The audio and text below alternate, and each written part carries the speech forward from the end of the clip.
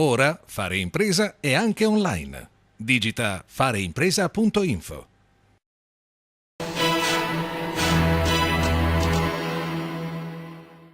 10.000 euro. A tanto ammontava il ricavato raccolto da Confartigianato durante la manifestazione Una piazza da gustarti, che ha deliziato il palato dei vicentini con prodotti gastronomici genuini e preparati al momento dai maestri artigiani.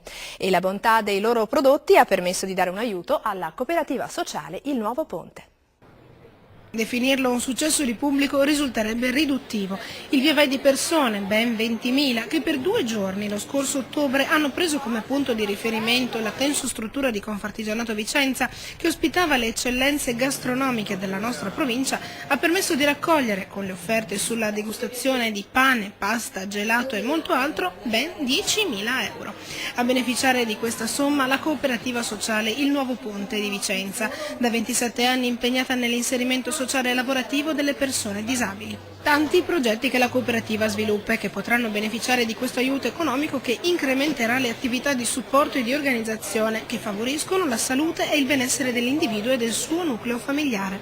Presenti alla consegna dell'assegno nelle mani del presidente della cooperativa Bruno Fanin, il presidente della categoria alimentari Ruggero Garlani, i capimestieri dei gelatieri Susanna Albonico, dei pasticceri Mario Sarri, dei pastai Carlo Zampieri e il consigliere di giunta Guerrino Mazzocco.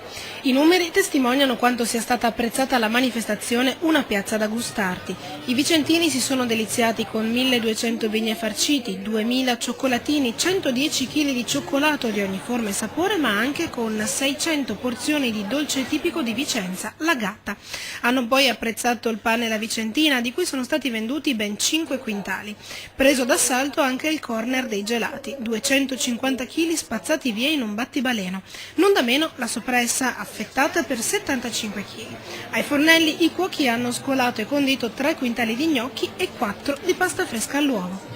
Nelle prossime festività portate in tavola le squisitezze delle botteghe alimentari artigiane o regalatele. Alla Verlata Lavoro di Villa Verla, un'altra cooperativa che si adopera per lo sviluppo delle abilità sociali, relazionali e lavorative dei disabili, sono disponibili i cesti natalizi Gustarti. L'acquisto delle originali confezioni realizzate dagli ospiti della cooperativa soddisferà i palati più esigenti e contribuirà alle attività di questa organizzazione benefica.